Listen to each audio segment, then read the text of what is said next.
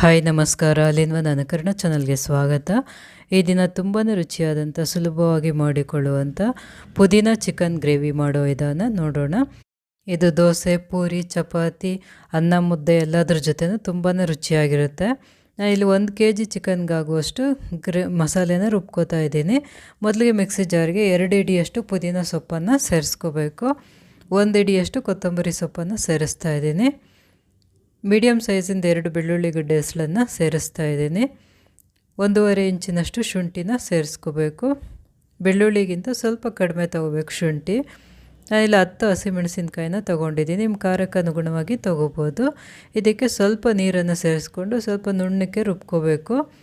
ರುಬ್ಬಿದಾದಮೇಲೆ 2.5 table ಸ್ಪೂನಷ್ಟು ಮೊಸರನ್ನು, ಗಟ್ಟಿ ಮೊಸರನ್ನು ಸೇರಿಸ್ತಾ ಇದ್ದೀನಿ. ಇದು ಹುಳಿ ಬಂದಿರಬಾರ್ದು. ಚೆನ್ನಾಗಿ ಗ್ರೈಂಡ್ ಮಾಡ್ಕೋಬೇಕು. ಮೊಸರು ಹಾಕಿದ್ಮೇಲೆ ಡೈರೆಕ್ಟಾಗಿ ನೀರು ಹಾಕದೆ ಮೊಸರಲ್ಲೇ ರುಬ್ಕೋಬೋದು. ಈಗ ರುಬ್ಬಿರೋಂಥ ಮಸಾಲೆನ ಚಿಕನ್ಗೆ ಸೇರಿಸ್ತಾ ಇದ್ದೀನಿ. ಚಿಕನ್ ಮೊದಲೇ 1-2 ಸಲ ಉಪ್ಪು ಮತ್ತು ಅರಿಶಿನ ಹಾಕಿ ಚೆನ್ನಾಗಿ 1-2 ಸಲ ತೊಳ್ಕೊಂಡಿದ್ದೆ.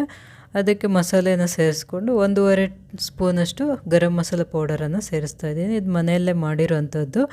ಮನೆಯಲ್ಲೇ ಮಾಡಿ ಉಪಯೋಗಿಸಿದ್ರೆ ತುಂಬಾ ರುಚಿಯಾಗಿ ಬರುತ್ತೆ. ಯಾವುದೇ ಪದಾರ್ಥಕ್ಕೆ ಹಾಕಿದ್ರೂ. ಒಂದು ಅರ್ಧ ಸ್ಪೂನಷ್ಟು ಅರಿಶಿನ ಪೌಡ್ರನ್ನು ಸೇರಿಸಿದ್ದೀನಿ. ರುಚಿಗೆ ಎಷ್ಟು ಬೇಕೋ ಅಷ್ಟು ಉಪ್ಪನ್ನು ಸೇರಿಸ್ಕೊಂಡು ಚೆನ್ನಾಗಿ ಮಿಕ್ಸ್ ಮಾಡ್ಕೋಬೇಕು. ಇದನ್ನು ಚೆನ್ನಾಗಿ ಮಿಕ್ಸ್ ಮಾಡಿದ್ದಾದಮೇಲೆ ಟೈಮ್ ಇದ್ದರೆ 1 ಅವರ್ ನೆನೆಸಿಡ್ಬೋದು. ಟೈಮ್ ಇಲ್ಲ ಅಂದರೆ ಒಂದು ಅರ್ಧ ಗಂಟೆ ಆದರೂ ನೆನೆಸಿಡಬೇಕು. ಈಗೆಲ್ಲ ಚೆನ್ನಾಗಿ ಮಿಕ್ಸ್ ಮಾಡಿಬಿಟ್ಟು ಪ್ಲೇಟ್ ಮುಚ್ಚಿ ಸೈಡ್ಗೆ ಇಟ್ಟಿರ್ತೀನಿ. ಈಗ ಪ್ಯಾನ್ನಲ್ಲಿ ಒಗ್ಗರಣೆ ಮಾಡ್ಕೋತಾ ಇದ್ದೀನಿ.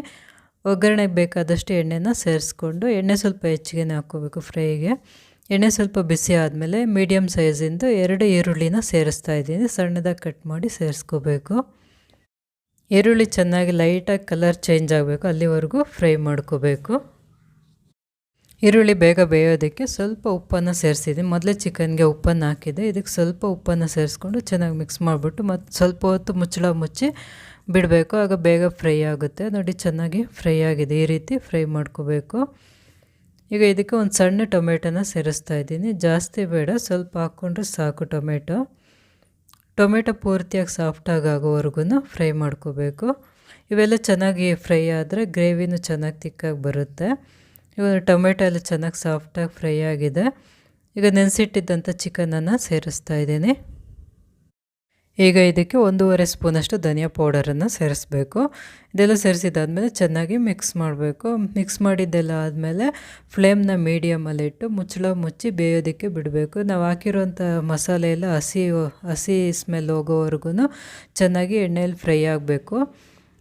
ಸುತ್ತು ಎಣ್ಣೆ ಬಿಟ್ಕೊಳ್ಬೇಕು, ಅಲ್ಲಿವರೆಗೂ ಫ್ರೈ ಮಾಡ್ಕೋಬೇಕು. ಮಧ್ಯೆ ಮಧ್ಯೆ ಆಗಾಗ ಪ್ಲೇಟ್ ತೆಗೆದು ತಿರುಗಿಸ್ಕೊಡ್ತಾ ಇರಬೇಕು, ಇಲ್ಲಾಂದರೆ ತಳ ಹತ್ಬಿಡುತ್ತೆ. ನೋಡಿ, ಈಗ ಎಲ್ಲ ಚೆನ್ನಾಗಿ ಎಣ್ಣೆ ಬಿಟ್ಕೊಂಡಿದೆ. ಈ ರೀತಿ ಫ್ರೈ ಆಗಬೇಕು ಮಸಾಲೆ ಎಲ್ಲ. ಮಸಾಲೆ ಎಷ್ಟು ಚೆನ್ನಾಗಿ ಫ್ರೈ ಮಾಡ್ತೀವಿ, ಗ್ರೇವಿನೂ ಅಷ್ಟೇ ರುಚಿಯಾಗಿ ಬರುತ್ತೆ. ನಾವು ಮಸಾಲೆನ ಫ್ರೈ ಮಾಡಿದೆ ಹಾಗೆ ಮಾಡಿದ್ರೆ ಚೆನ್ನಾಗಿರೋದಿಲ್ಲ, ಹಸಿ ಸ್ಮೆಲ್ ಇರುತ್ತೆ, ತಿನ್ನೋದಕ್ಕೂ ಅಷ್ಟು ಟೇಸ್ಟ್ ಬರೋದಿಲ್ಲ.